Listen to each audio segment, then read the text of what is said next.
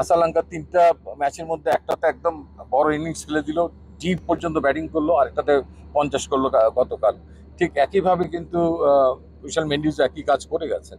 So আমাদের এই জায়গায় দেখা গেছে যে একদিন হয়তো তামিম রান করছেন, আরেকদিন হয়তো ইমন রান করছেন, আরেকদিন হয়তো তহিদ হৃদয় রান করছেন, কিন্তু সেটা হয়তো দেখা যাচ্ছে যে আমরা 50 রানের মধ্যে গিয়ে আটকে যাচ্ছি। কালকেও একটা সুযোগ ছিল কিন্তু আমাদের লাস্ট উইকেট একটু লড়াইটা একটু বাড়ানোর জন্য, কিন্তু আনফর্চুনেটলি সেটা হয়নি। So that man in form and দলের যা চাহিদাটা, সেই চাহিদাটা পূরণ করার ক্ষেত্রে আমরা কিছু কিছু জায়গায় বেশ পিছিয়ে ছিলাম। সেই জায়গাটা আমাদের ওয়ার্ল্ড ক্রিকেট যেভাবে আগাচ্ছে সেদিকে ধাবিত যদি আমরা হতে না পারি, হয়তো আমাদের একটা জায়গায় একটু বেটারম্যান আমি লক্ষ্য করছি। সেটা হয়তো বলবেন যে 10 ওভার বাকি থাকতে, 15 ওভার বাকি থাকতে আমরা ওয়ান ডে ফর্মেটে খেলা শেষ আউট হয়ে গেছে, এটা আমাদের জন্য ভেরি অ্যালার্মিং একদিক থেকে। বাট সেকেন্ড দিক থেকে যে জিনিসটা, যেখানে আমরা খেলা শেষ করেছি সেখান থেকে কিন্তু যদি আমাদের হাতে থাকতো আমরা খেলাটা জেতার মতো একটা অবস্থায়, এতগুলো বল আমাদের হাতে ছিল।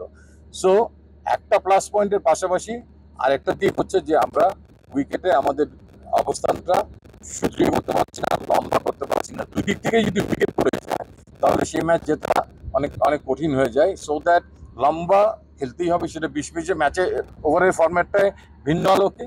এবং 50 ওভারের খেলা তো এখন মনে হয় যে অগণিত বল, অনেক 300 বল এখন অনেক বল।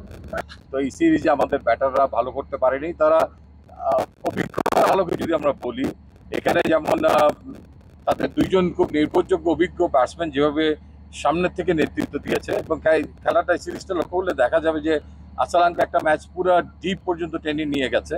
ঠিক একইভাবে কুশাল মেন্ডিস তো ধারাবাহিক ছিলেনই, এবং এই ম্যাচটাতে তিনি মানে অসাধারণ ব্যাট করেছেন।